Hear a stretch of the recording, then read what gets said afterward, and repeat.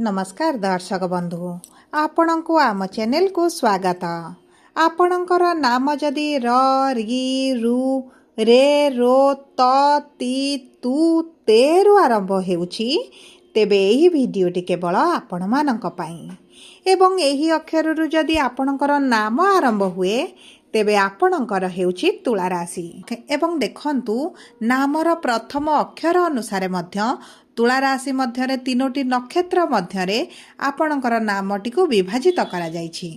एवं आपण जदि आपणकर जन्म तारीख जानि नाहंती, जन्म समय जानि नाहंती एवं जन्म राशि जानि नाहंती तथापि भी चिंता करिवार कौनसी आवश्यकता नहीं, कारण यही भिडियोटी संपूर्ण भावरे आपणक नाम राशि उपरे आधारित होइछि।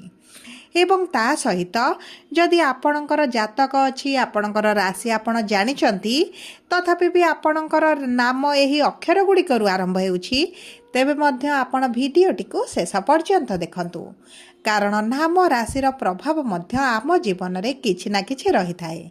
तेबे आपणक उपरे शुभ प्रभाव पड़िबो ना अशुभ प्रभाव पड़िबो आपणक नार एही भिडियो रे आपण जानि परिबे।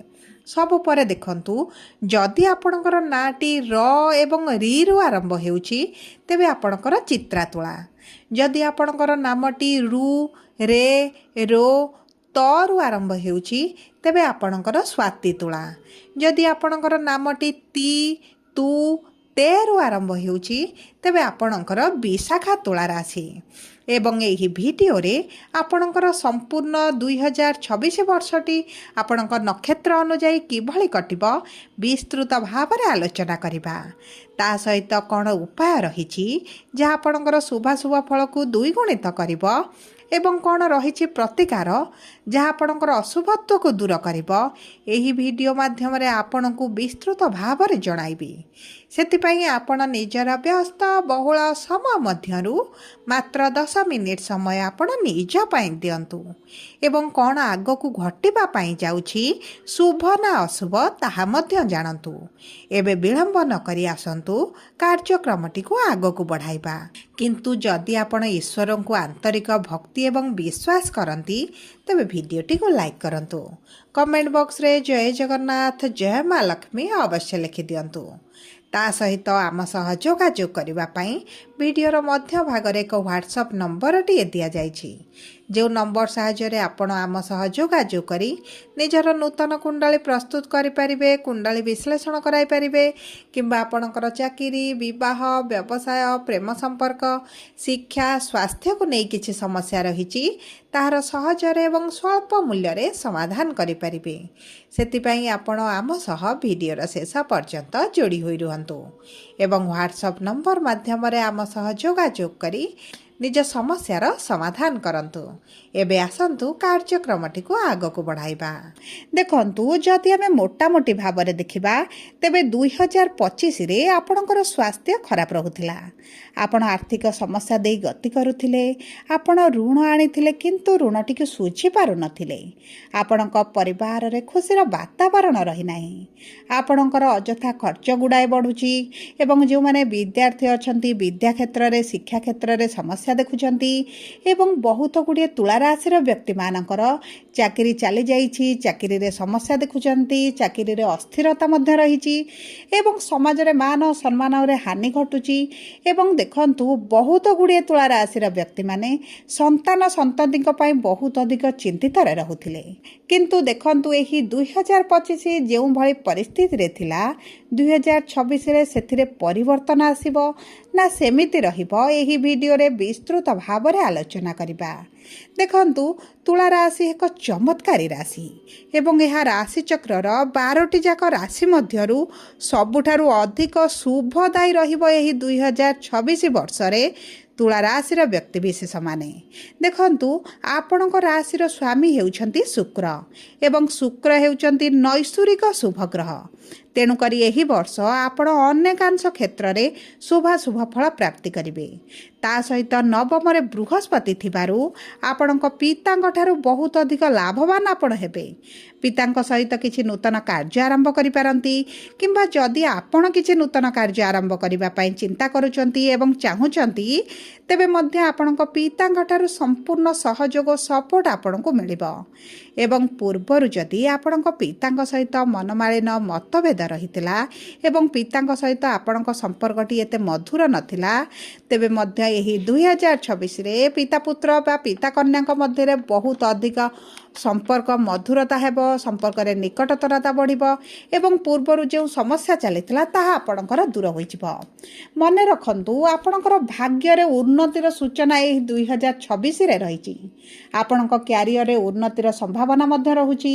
ଯେଉଁମାନେ ବିଦ୍ୟାର୍ଥୀ ଅଛନ୍ତି ସେମାନଙ୍କର ରାହୁ କିଛି ପ୍ରଭାବ ପକାଇବେ ନାହିଁ ଏବଂ ଏହି 2026 ବର୍ଷରେ ଆପଣ ଯଦି ଉଚ୍ଚଶିକ୍ଷା ମଧ୍ୟ କରିବା ପାଇଁ ଚାହୁଁଥିଲେ, ତେବେ ମଧ୍ୟ ଆପଣଙ୍କୁ ସେଥିରେ ସଫଳତା ପ୍ରାପ୍ତି ହେବ। ବିଶେଷ ଭାବରେ ଯେଉଁମାନେ ଗବେଷଣା, ଟେକ୍ନୋଲୋଜି, IT, AIରେ ଯଦି କ୍ୟାରିୟର ଆରମ୍ଭ କରିବା ପାଇଁ ଚାହୁଁଥିଲେ, ତେବେ ମଧ୍ୟ ଆପଣଙ୍କୁ ବହୁତ ଅଧିକ ଶୁଭାଶୁଭ ଫଳ ପ୍ରାପ୍ତି ହେବ। ତା ସହିତ ପୂର୍ବରୁ ଯଦି ଆପଣ ଏହିସବୁ କ୍ଷେତ୍ରରେ କାର୍ଯ୍ୟରତ ଅଛନ୍ତି, ତେବେ ଆପଣଙ୍କୁ ଆକାଶ ଛୁଆଁ ସଫଳତା ପ୍ରାପ୍ତି ଆପଣଙ୍କୁ ଏହି 2026 ବର୍ଷରେ। ଏବେ ଆସନ୍ତୁ ଜାଣିବା ନକ୍ଷତ୍ର ଅନୁସାରେ 2026 ବର୍ଷରେ ତୁଳା ରାଶିର ବ୍ୟକ୍ତିମାନଙ୍କୁ କିଭଳି ଫଳ ପ୍ରାପ୍ତି ହେବ। ଦେଖନ୍ତୁ, ସର୍ବପ୍ରଥମ ହେଉଛି ଚିତ୍ରା ନକ୍ଷତ୍ର ବା 14/7 ତୁଳା ରାଶି।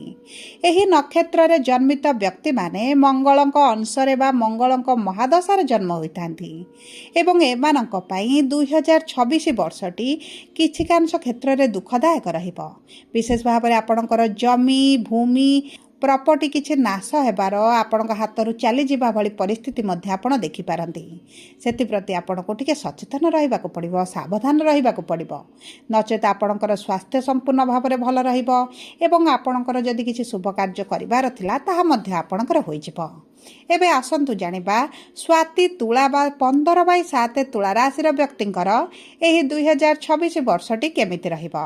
ଦେଖନ୍ତୁ, ଏହି ରାଶିର ବ୍ୟକ୍ତିମାନେ ଏହି ନକ୍ଷତ୍ରର ବ୍ୟକ୍ତିମାନେ ରାହୁ ଅଂଶରେ ବା ରାହୁ ମହାଦଶାରେ ଜନ୍ମିତ ହୋଇଥାନ୍ତି ଏବଂ 2026ରେ ଆପଣଙ୍କୁ ବହୁତ ଅଧିକ ବିକାଶ ଲାଭ ହେବ।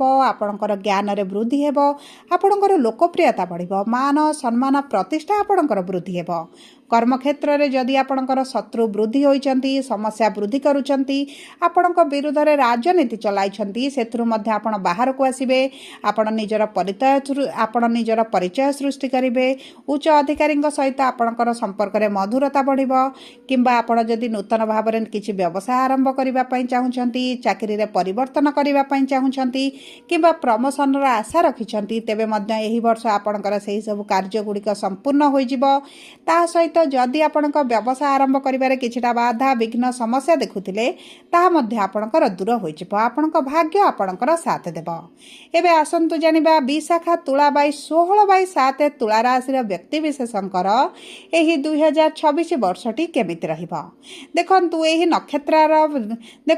ନକ୍ଷତ୍ରର ବ୍ୟକ୍ତିମାନେ ଗୁରୁ ଅଂଶରେ ବା ଗୁରୁ ମହାଦଶାରେ ଜନ୍ମିତ ହୋଇଥାନ୍ତି ଏବଂ ଏହି ବ୍ୟକ୍ତିମାନଙ୍କୁ 2026ରେ ମିଶ୍ରିତ ଫଳ ପ୍ରାପ୍ତି ହେବ।